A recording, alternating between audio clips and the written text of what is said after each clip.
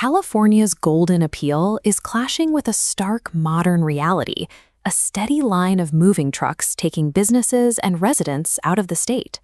Facing massive budget shortfalls, lawmakers in Sacramento are searching for ways to plug the financial gaps. Their primary solution is drafting a series of ambitious new tax proposals. This chart illustrates the proposed 2026 Billionaire Tax Act.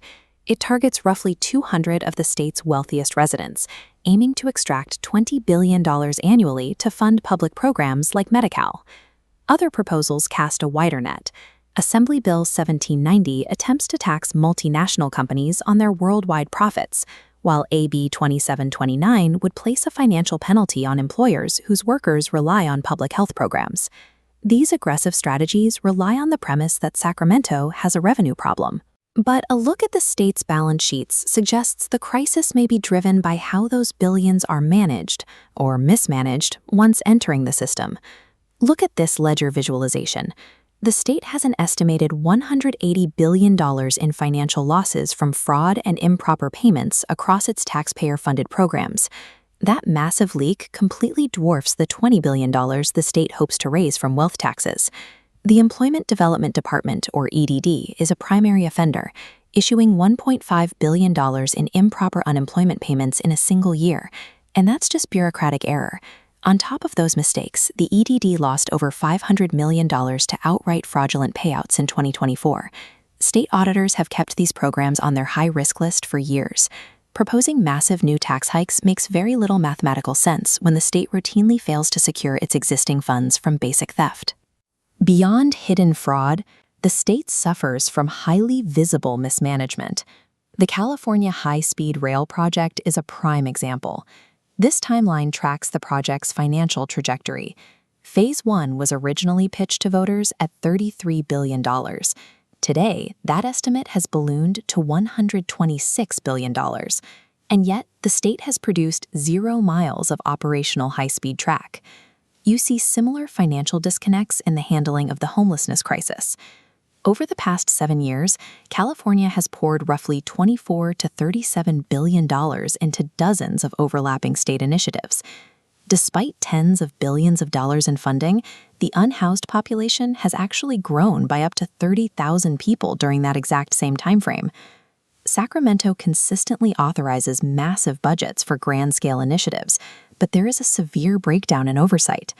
The money is spent, but it rarely translates into tangible, positive results for the public. The third major drain on California's economy is a regulatory machine so dense it actively suffocates the businesses required to fund the government. Looking at this comparative bar chart, California imposes over 420,000 specific regulatory constraints on its citizens and enterprises. That volume is nearly 3 times the national average. State agencies frequently enforce conflicting mandates, and laws like the California Environmental Quality Act, or CEQA, invite endless litigation, stalling everything from new housing to essential infrastructure repairs. Complying with new climate and labor disclosure rules can cost a single company up to $1 million upfront. These heavy financial burdens are exactly why industrial giants like Chevron and SpaceX are relocating to other states. The impact of this regulatory volume extends beyond the balance sheets of individual firms. It creates an environment where high-value employers leave the state entirely, systematically eroding the tax base required to fund public services. This creates an exodus feedback loop. Government mismanagement creates deficits. To cover those deficits, the state proposes aggressive new wealth taxes, and those taxes, combined with dense red tape, force capital and companies to leave. When billionaires and corporations take their jobs and tax revenue elsewhere, the financial burden shifts downward.